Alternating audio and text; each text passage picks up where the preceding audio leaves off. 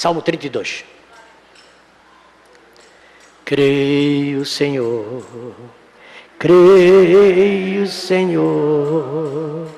tudo é possível. Creio, Senhor, creio,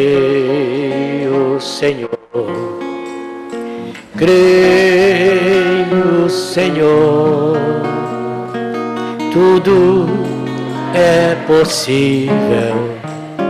Creio, Senhor. Eu vou ler. Vamos ler o primeiro versículo? Não, tem que ler. Pelo menos até o 8º, para entender. Eu quero falar de silêncio. Pastor João, lê aqui, por favor. Bem-aventurado aquele cuja transgressão é perdoada e cujo pecado é coberto. Bem-aventurado o homem a quem o Senhor não imputa a maldade e em cujo espírito não há engano. Enquanto eu me calei, envelheceram os meus ossos pelo meu bramido em todo dia, porque de dia e de noite a tua mão pesava sobre mim. O meu humor se tornou em sequidão de estio. Confessei-te o meu pecado e a minha maldade não encobri. Dizia eu: confessarei ao Senhor as minhas transgressões, e tu perdoaste a maldade do meu pecado. Pelo que todo aquele que é santo orará a ti, a tempo de te poder achar. E até no transbordar de muitas águas, estas a ele não chegarão. Tu és o lugar em que me escondo. Tu me preservas da angústia, tu me cinges de alegres cantos de livramento. Instruir-te-ei e ensinar-te-ei o caminho que deves seguir. Guiar-te-ei com os meus olhos. Não sejas como o cavalo, nem como a mula, que não tem entendimento, cuja boca precisa de cabresto e freio, para que se não atirem a ti. O ímpio tem muitas dores, mas aquele que confia no Senhor, a misericórdia cercará.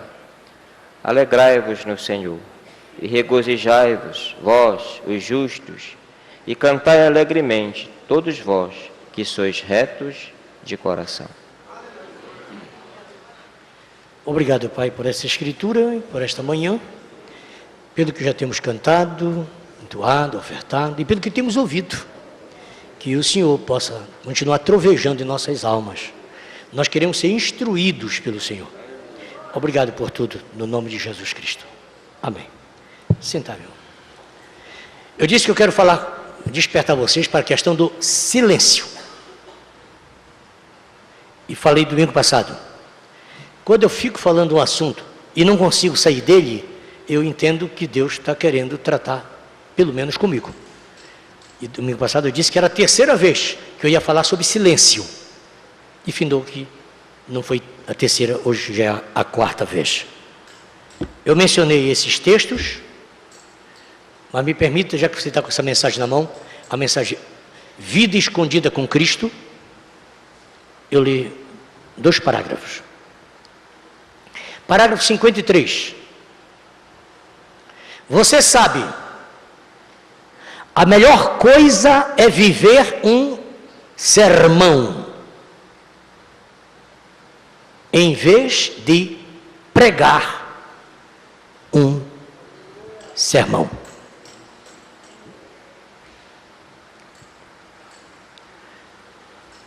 Vocês sabem disso, porque nós somos epístolas escritas. Então, o mais importante é quando você está vivendo aquilo que você prega. E você não pode fazer isso de si mesmo.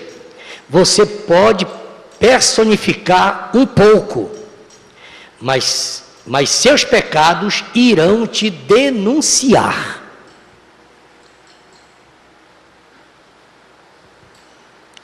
É melhor você simplesmente se consagrar a Deus e chegar ao interior, fecha as portas por detrás de você,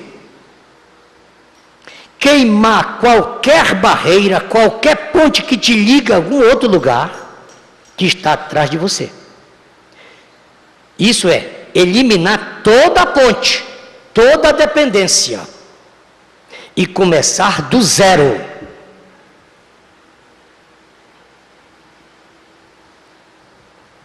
O profeta diz, amém. Eu sei que é a verdade. Eu sei que vai funcionar. Se não fosse isso, eu não sei o que seria de mim. Eu sei que devo queimar todas as pontes, todas as dependências. Eu falei nesses dias aqui, a respeito da importância de você pagar o preço.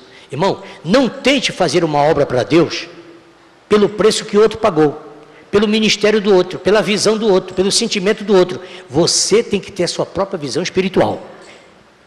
Você não deve conhecer somente o Deus do seu pai, o Deus da sua mãe. Você deve conhecer o seu próprio Deus. Mamãe, ore por mim. Amém. Lembre-se, ore você.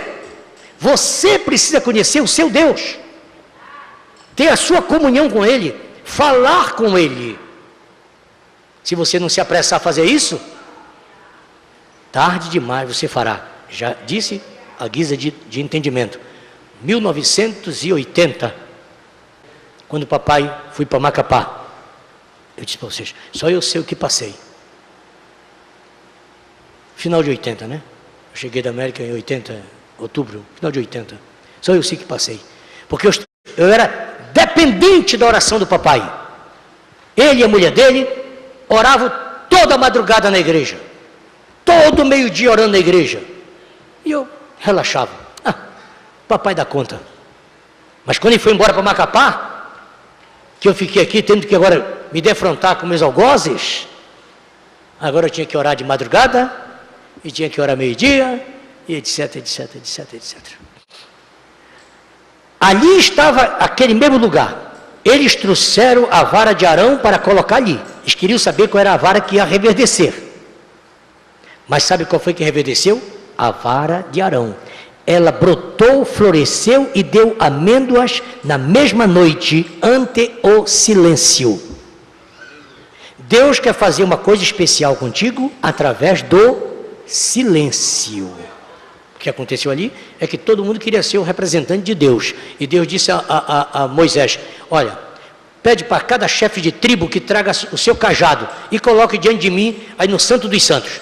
E no silêncio da noite, a vara seca de cada chefe das tribos, essa vara seca que reverdecer, der flor e der amêndoas, é essa com que eu vou tratar. E naquela madrugada, no silêncio da madrugada, a vara de Arão reverdeceu, deu flor e criou folhas e deu fruto, e quando amanheceu o dia, lá estava o fruto na vara. Todas as demais estavam secas.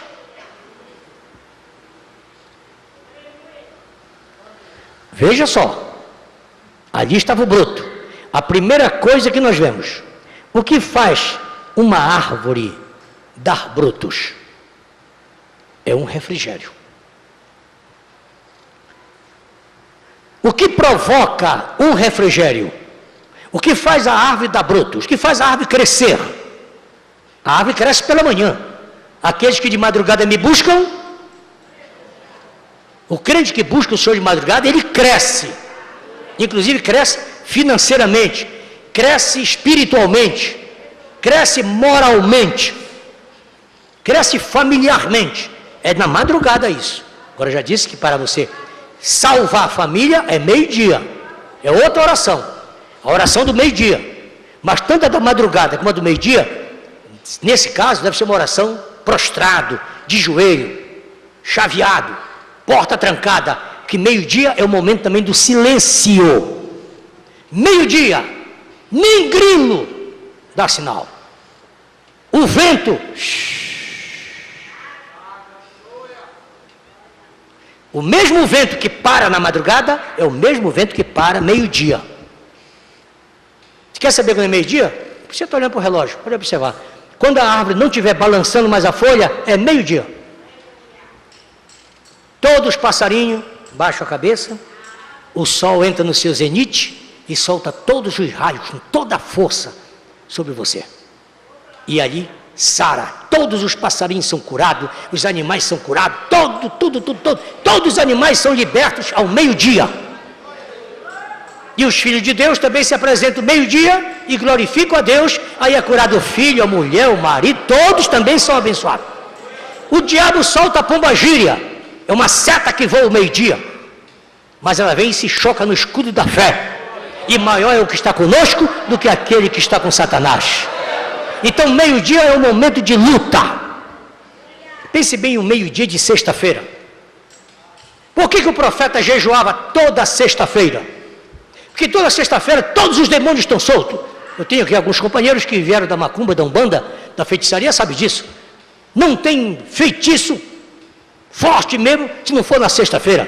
É quando o tambor rebumba mesmo. Espírito de boto, de buiuna, tudo entra em cena. No espiritismo baixo principalmente. Mas o cristão também está na igreja na sexta-feira ali.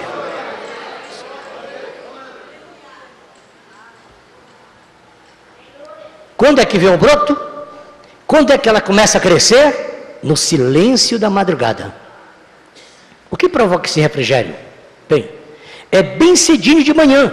Você sai em uma manhã bem cedo e você observa que depois daquela noite tudo para. O orvalho então começa a cair. É aquele orvalho ali no amanhecer do dia que vai fazer a diferença. Ela vai saltar. Eles pertencem a isso. Eles têm que fazer aquilo. Eles estão ali. Você tem o tempo todo. É um refrigério. Agora, o diabo simplesmente tomou todo esse tempo e faz você se sacrificar, perder, valorizar. Faz você ficar farreando até de madrugada. Amanhece, porre por aí. Lá no finalzinho, você observa, é a natureza. E depois de toda aquela natureza, a natureza fica calma e serena. Então o orvalho começa a cair. Aquilo refrigera a natureza e traz a vida. E você é uma natureza. E quando você permanece calmo e sereno diante de Deus, então o orvalho dos céus começa a cair e começa a refrigerar.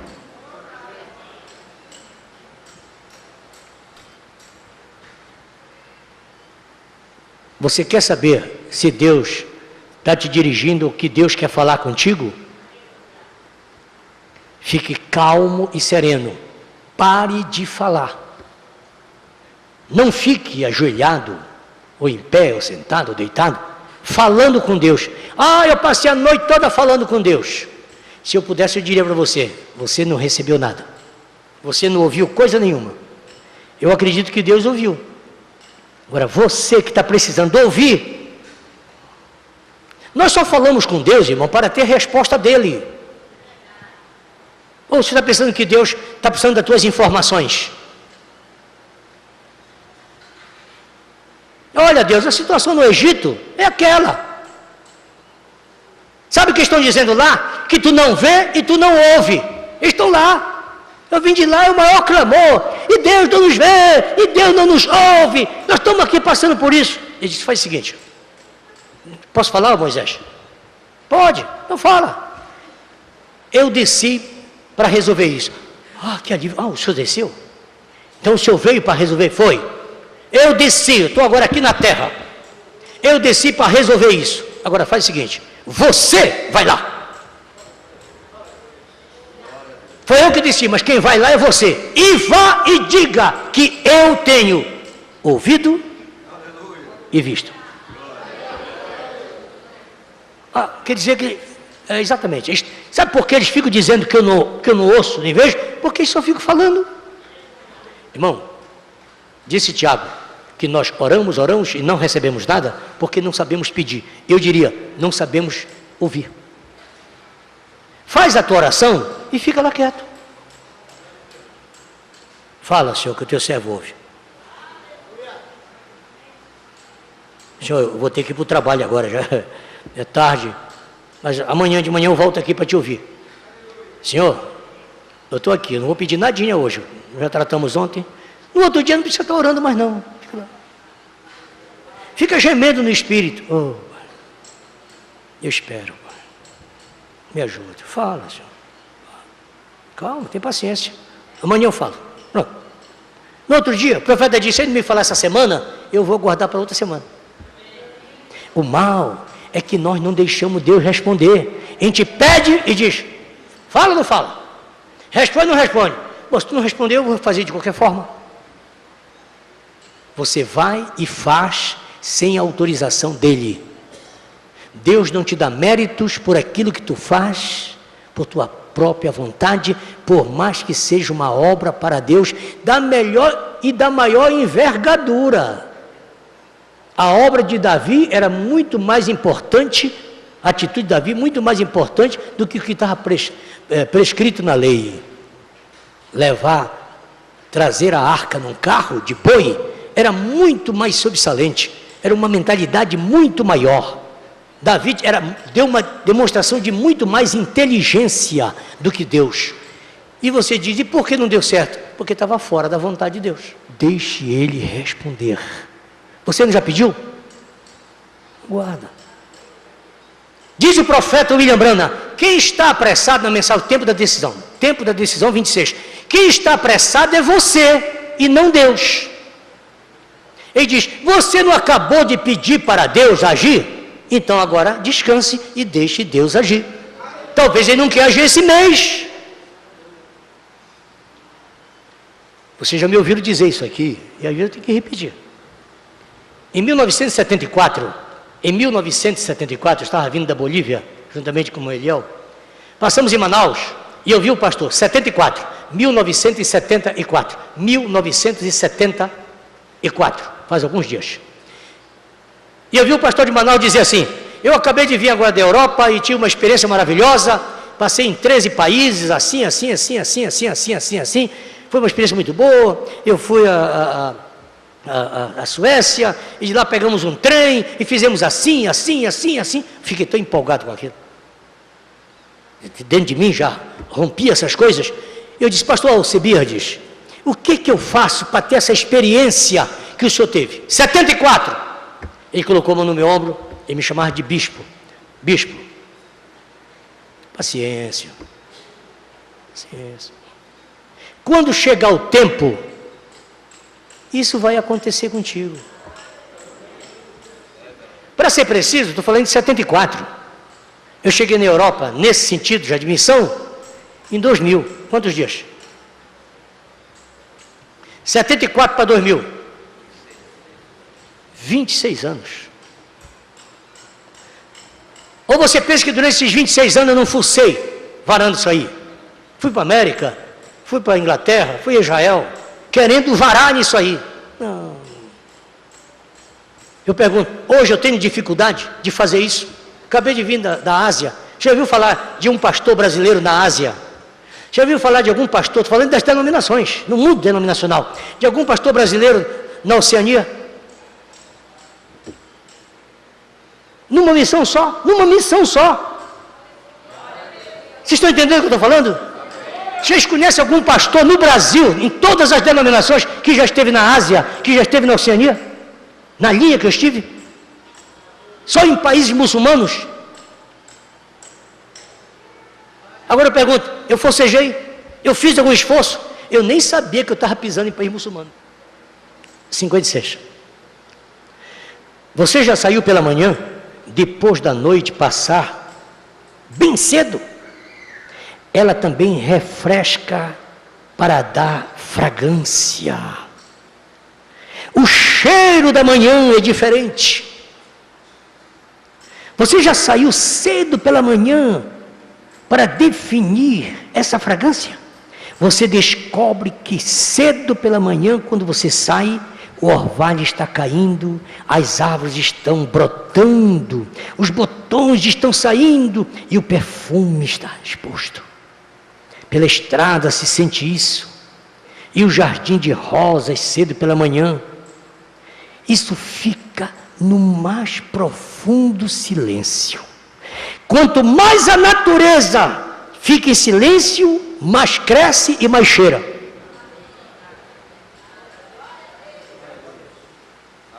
Sabe por que não está dando urim, tumim, o que tu falas com a tua ação? Por falta de silêncio.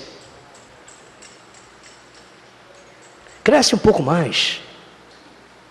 Cresce um pouco mais. Eu sempre digo, é diferente quando você conversa com uma pessoa que cresceu na quarta-feira. Irmão, o crente que assiste o culto de quarta-feira, ele é diferente. Ele tem um crescimento e tem um cheiro diferente. Ele fala diferente. Você gosta de conversar com o crente da quarta-feira? De conversar com o crente da sexta-feira, por favor. Um crente que vem, assiste a escola dominical, ele fala diferente, sai e vai almoçar com ele, você vai ver como o assunto é diferente, há uma fragrância diferente, há um espírito diferente. Você percebe que é uma pessoa que tem temor. O crente da escola dominical é um crente que tem temor. Ele não vem para mostrar roupa, ele não vem para mostrar sapato, ele não vem, ele vem sob inspiração de louvar a Deus, e só quer fazer um culto a Deus. Leia a mensagem, pega uma mensagem, busca, lê um parágrafo, anota, leia com uma caneta na mão, grifa aquilo que te chama a atenção. Por que eu estou questionando isso aqui? Veja, por favor. Eu fui lendo e me prendi nisso aqui. Está toda grifada essa parte aqui, ó. Mas eu podia passar, se eu não tivesse uma caneta, eu não alcançaria isso aqui. E aí você fica em silêncio. E aquilo é como sair e ficar em silêncio diante de Deus. Fique sozinho. Tem aquela oração que nem a esposa deve ouvir, que o esposo não deve ouvir. Tem coisa que você tem que dizer para Deus. Não adianta você ficar orando para o marido ouvir. Tu vai irritá-lo mais. Orar para Deus falar o coração dele, para te dar dinheiro. Deus pode até ouvir, mas o marido não ouve. Não adianta, irmão, não adianta. Fica orando para Deus enxugar as lágrimas da mulher. Pronto, é mesmo que abrir a torneira. Você está com uma torneira aqui de 25, passa para 50 logo. Aí que ela chora mesmo. Mulher só quer uma coisinha. Ela está mulherada. Falando sério, o olho parece de uma serpente e tal. Mas ali se você mexer um pouquinho... Depois que elas aprenderam que ela é invencível pelas lágrimas, aí é essa frouxidão toda. Mas não pense que é moleza não. Aquilo é só lágrima.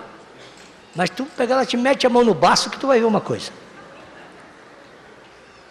Não vê? Já falei para vocês, é besteira. O mal que vocês são desobedientes. Eu já disse, não adianta discutir com a mulher, você não ganha. Não ganha, não ganha. Não tem quem ganhe discussão com mulher. A mulher é invencível. Por isso que para ir para o céu ela tem que ser homem.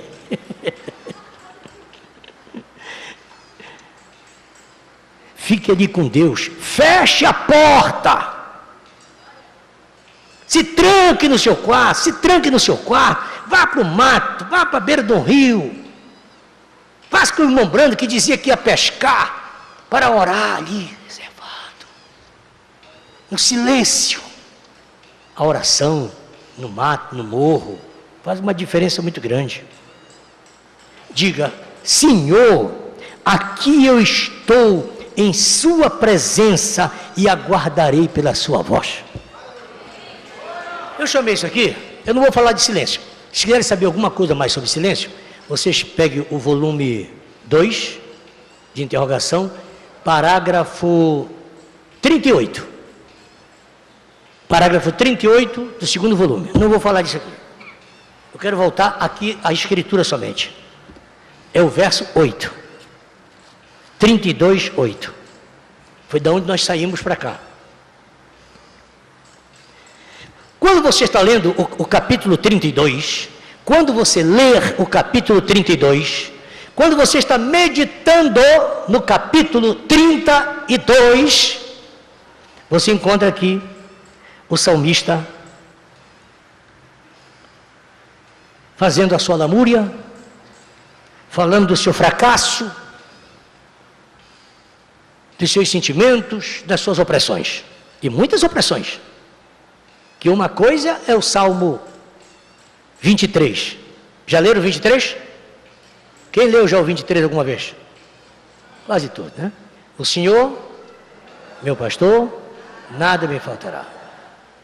A conjunção não tem não. O Senhor é meu pastor, nada me faltará. Não tem esse negócio de nada me faltará, não. O Senhor é meu pastor, nada me faltará. Pronto. O Senhor é teu pastor? Então, nada te faltará. Mas quando você lê o 142, é diferente. No 23, está cercado de ovelha para todo lado, olhando para as estrelas, no silêncio da noite. O céu estava bem pertinho dele. Ele podia palpar o céu. É o 23. Mas no 142, ele está nu, pelado, bebendo água de covas, de rastro de animais, comendo algumas frutas que encontrava, ou ramos ou raízes de árvores, fugindo do menor ruído, o menor ruído, lobo, cães, não importasse de onde, porque os irmãos dele queriam matá-lo. O rei queria matá-lo. Os povos vizinhos queriam matá-lo. Ele estava só. Não tinha uma viva alma. Não tinha um amigo. Não tinha um colega. Não tinha um companheiro. Estava só.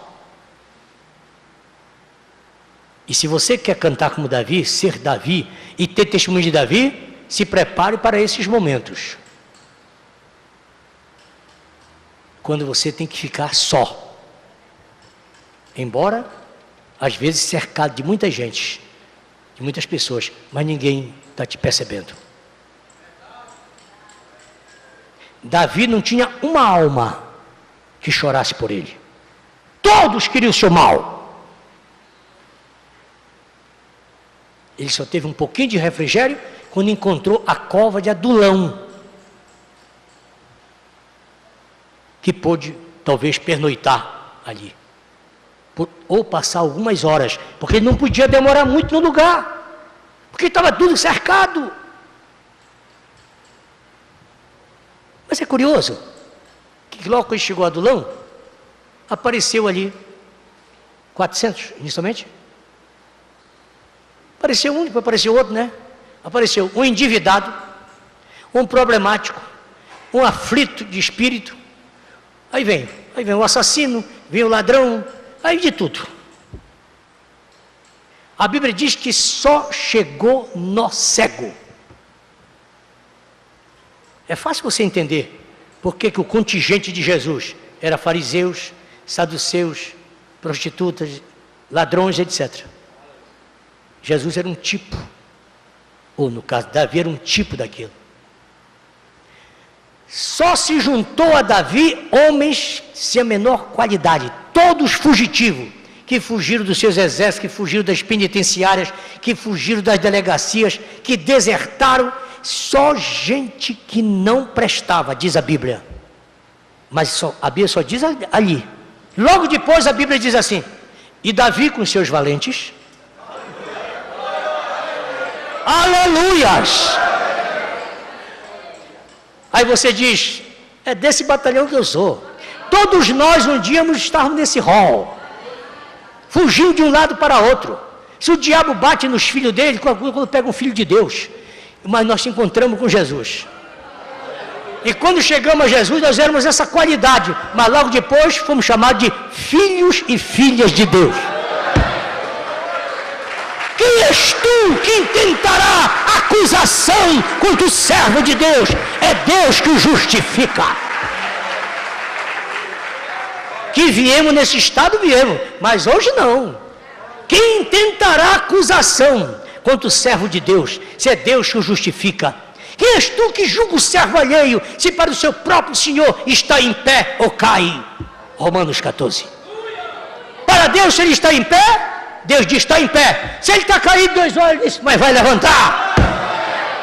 Deus jamais vê o seu filho acabado, fracassado, perdido, destruído. Ao contrário, às vezes quando ele está sem olho, que não está vendo mais nada, Deus olha assim e diz, rapaz, isso vai dar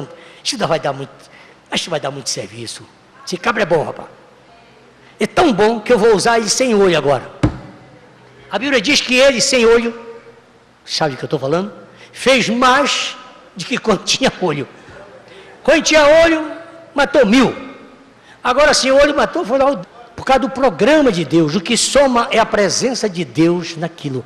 É a seiva de Deus, a fragrância de Deus, a presença de Deus. Apenas fique no silêncio e deixe Deus entrar em cena. Mas quando você chega ao verso 8, vem a responsabilidade. Eu estou chamando a atenção para que nós aprendamos a fazer silêncio, para que ouçamos ele falar. Verso 8. Chegou no verso 8, aí ele fala. Até o verso 7, quem está falando é Davi. Você pode ver no final do verso 7, que tem uma nota musical. A palavra sela, ou selá, é uma nota musical. Então ele está cantando. Toda vez que se encontrar a palavra selá, está tratando de uma nota de música. No verso 8, o Senhor disse, estou gostando. Já que tu falasse, já contasse todas as tuas lutas, agora eu também quero falar. Então, esse Salmo 32 que você lê, talvez em 3, 4 minutos, nem dá 2 minutos, isso aqui pode ter sido uma manhã todinha. 8.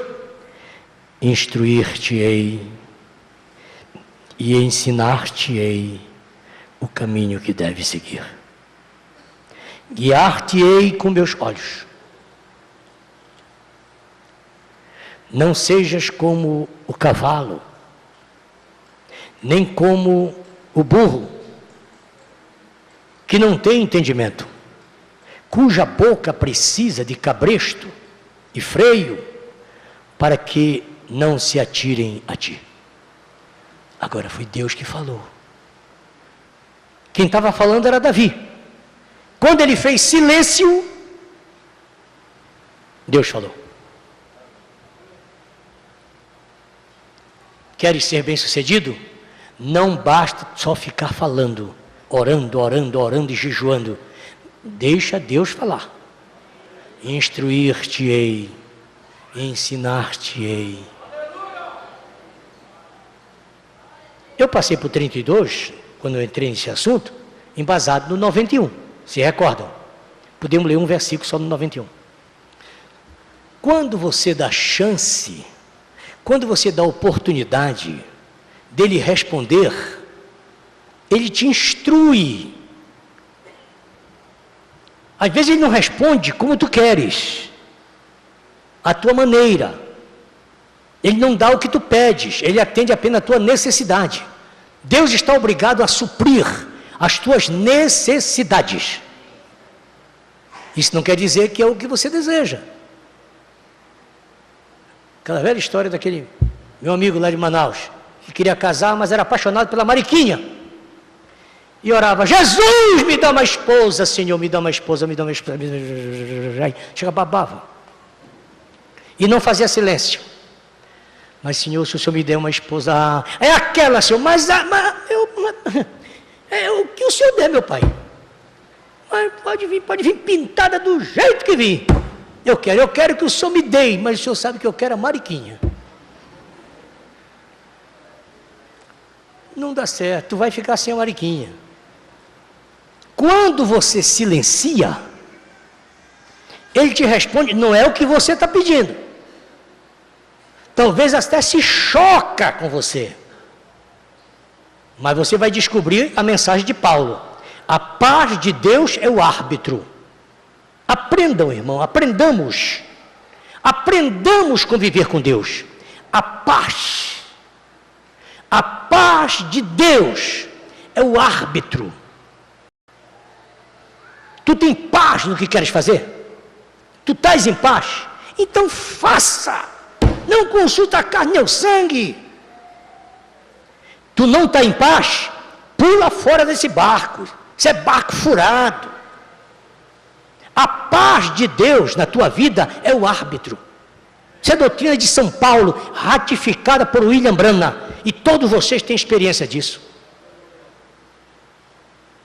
Amanhã eu irei a tal cidade, comprarei, venderei, pipipi, papapá, papapá, papapá. Mensagem de Tiago. Mensagem de Santiago. Ele diz, veja primeiro se é a vontade de Deus, se Deus quiser. A paz de Deus. Billy Paul um dia questionou com o irmão Branham, papai, por que esse cavalheiro veio falar com o senhor? Dizer para o senhor que ele quer ir para a África, evangelizar a África. E o senhor respondeu dessa maneira para ele. Eu já vi o senhor falar sobre isso, que esse rapaz não tem qualificação nenhuma de ir para a África.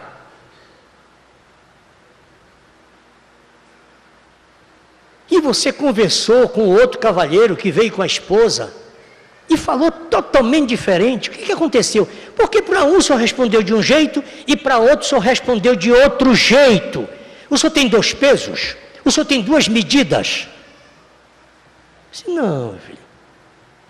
É que aquele casal que veio falar comigo, dizendo que quer ir para a África, ele foi claro. Ele disse, irmão Branham, eu tenho uma chamada para a África. Acontece, irmão Branham, que a minha igreja tem me orientado que na África há muita malária. E eu tenho 2 filhinhos. E eu indo para lá, eu vou me expor e expor a minha família. Mas eu vim dizer para o senhor que algo dentro de mim me diz que o lugar mais seguro para os meus 2 filhos é na África.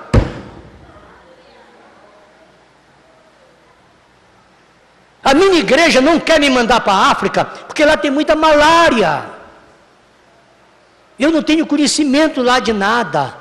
Mas há uma coisa dentro de mim que diz que os meus filhos só estão seguros se for na África.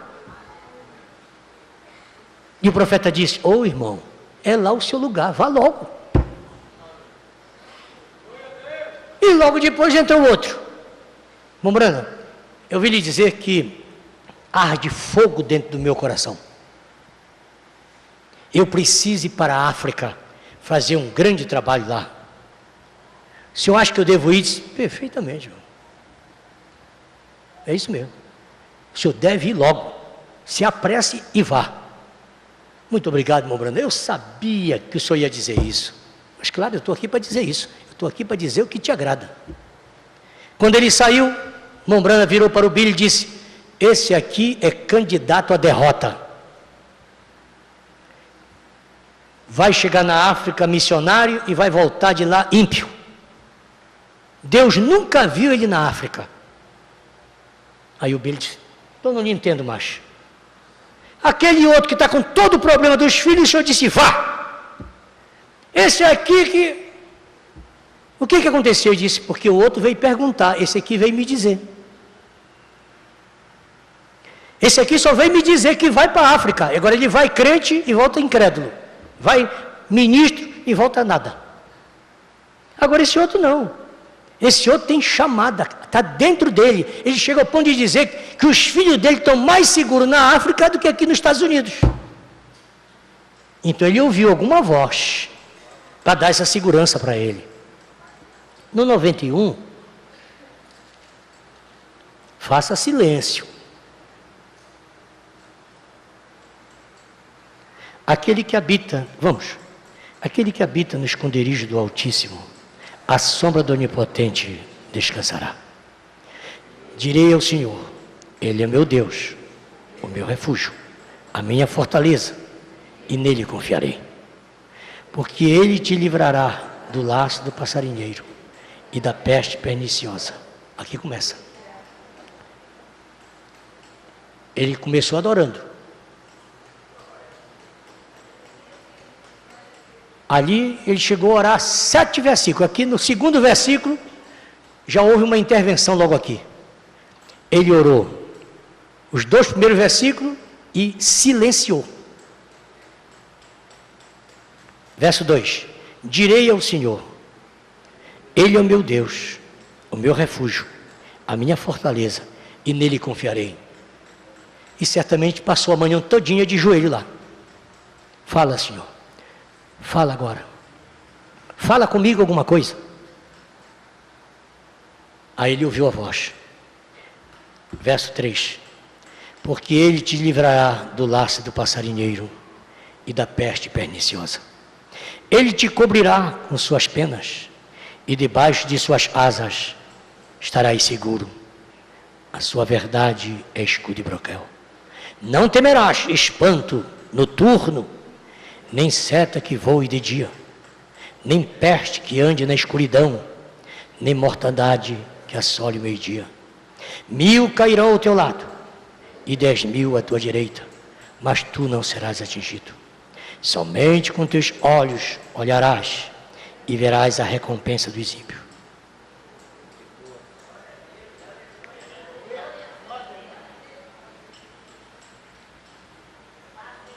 Agora ele disse: Senhor, posso falar, Senhor? Posso te agradecer, Senhor? Estou maravilhado do que tu está me falando. Eu nem sabia, eu pensei que era só 500 que ia cair. É 1000? Oh, glória a Deus. Ele volta agora a falar com o Senhor. Porque tu, ó Senhor, és o meu refúgio. O Altíssimo é a tua habitação. Nenhum mal te sucederá, nem praga alguma chegará à tua tenda. O Senhor volta a tratar com ele. Porque a seus anjos dará ordem a teu respeito, para te guardar em todos os teus caminhos. Eles te sustentarão nas tuas mãos, para que não tropeces com o teu pé em pedra. Porque o que eu quero mostrar para vocês aqui, que aqui fala 3. Fala Davi, fala o Senhor e fala o anjo do Senhor. Que é uma outra coisa que você tem que aprender quando está orando. Porque às vezes, irmão, Deus pode falar através de você mesmo, para você. Você mesmo profetiza para você. E às vezes você fica confuso. Meu Deus, será que o Senhor falou comigo? Porque a gente fica sempre esperando que Deus fale através de uma outra pessoa. Não, às vezes Deus fala através de você mesma. Por isso que a oração tem que ser muito cuidadosa, com muito tempo, muito silêncio. A gente pode ver ali. Ali houve uma interferência do anjo. Depois o Senhor volta a falar de novo. Prossigamos. 13. Pisarás o leão e a áspide, calcarás os pés aos filhos do leão e a serpente. Pelo que tão encarecidamente, agora já houve o silêncio já. Agora ele vai falar agora. Porque tão encarecidamente me amou. Agora o Senhor volta em cena. Que eu também o livrarei, poloei no alto retiro, porque conheceu o meu nome. Agora não é mais o anjo que está falando. Agora o próprio Senhor entra em cena. Ele me invocará, e eu lhe responderei. Estarei com ele na angústia, livrá-lo-ei e o glorificarei. Dar-lhe-ei abundância de dias, e lhe mostrarei a minha salvação. O que faz diferença aqui, e eu faço sempre questão de mostrar isso, é que quando o anjo do Senhor fala, isso não quer dizer que se cumpra, principalmente de imediato. Aquelas coisas que se cumprem imediatamente é aquilo que o Senhor fala. É o chamado assim diz o Senhor. É aquilo que é a genuína inspiração. O profeta diz, o assim diz o Senhor é uma inspiração que desce aquilo. Agora, você pode falar pelo oráculo do Senhor, pelo oráculo de Deus. Dizer coisas boas de Deus, verdades de Deus, orientações acerca das coisas de Deus, mas que não vão se cumprir. E nem se cumpre no tempo que você determina. Todos vocês já viram isso. Irmã, eu estava orando por você e olhei para você e Deus me mostrou uma porta aberta diante de você. Deus vai abrir essa porta para você, vai facilitar e vai resolver essa causa e tudo. E vai acontecer aquilo mesmo. Só que aquilo ali é pelo oráculo de Deus. Aquela pessoa está tendo aquele sentimento chamado empatia. Ela entra no teu espírito, ela funde o espírito dela com o teu espírito, ela passa a sentir o que tu estás sentindo. Então ela roga por ti, clama por ti, busca por ti, ela já jejuou por ti. Então ela fala em cima do teu sentimento. E aquilo vai acontecer na tua vida a longo prazo. Tu vai dar muitas voltas. Agora, quando aquilo vem pela inspiração direta do assim diz o Senhor, aí é totalmente diferente. Aquilo é o próprio Senhor que te diz, contra tudo que está acontecendo. Você olha, não tem nenhuma saída, o médico acabou de dizer, não tem jeito, só cirurgia.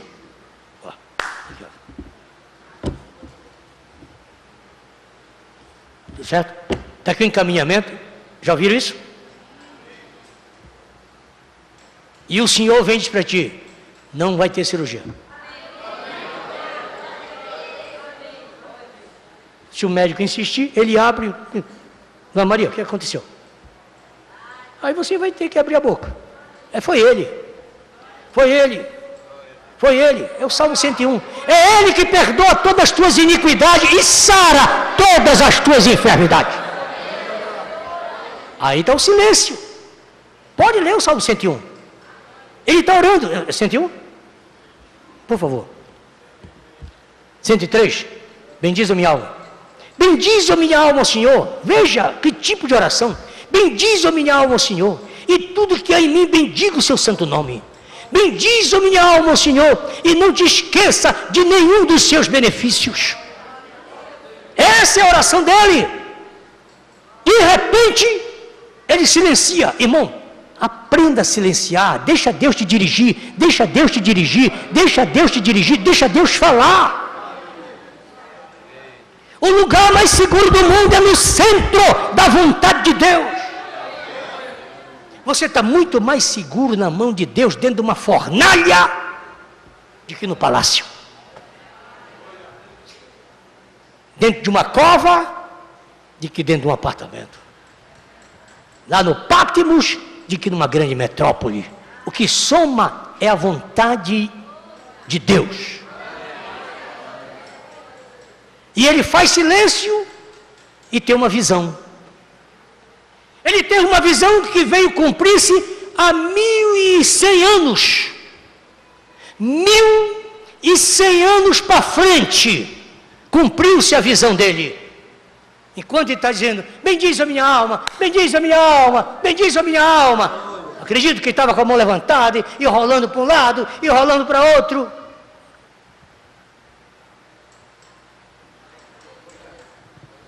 Ele viu uma cruz e logo viu um cavalheiro franzino que pesava apenas 57 quilos, com aquele patíbulo amarrado no seu braço, e vendo aquele homem cambaleando pela uma rua estreita, e pessoas gritando atrás, outros chicoteando. Que passa? Esse homem eu conheço, parece, eu acho que eu já vi esse homem, mas quem é esse homem? E por que está sofrendo? Será que é do meu reinado? Não pode, eu tenho que fazer alguma coisa por ele. Por que esse homem está sofrendo? E nada, a palavra saiu, depois da visão, a palavra saiu e disse, é ele! É ele que perdoa todas as tuas iniquidades e sara todas as tuas enfermidades.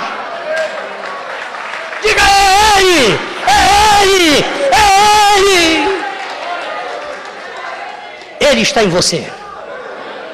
Está nessa casa, está no nosso meio, está na nossa vida. Ele perdoa todas as tuas iniquidades. Se porventura, nesta manhã, você tem algum peso de ter feito uma oração e não esperado por Ele, Ele está aqui para te perdoar. Diga, Senhor, perdoa-me. Perdoa-me. Se você carrega alguma enfermidade no corpo e deseja que Ele afaste isso agora, diz, sara-me. Sara-me. Sara-me. Podemos olhar para o Calvário. No Calvário, ali foi decretada a nossa vitória. O seu sangue foi derramado por muitos, mas as suas chagas foram rasgadas para que todos tivessem direito à cura divina. Todos nós somos beneficiados pelo Calvário. E diz o profeta de Deus, a cada manhã o Calvário está aberto para a salvação e para a libertação do pecador.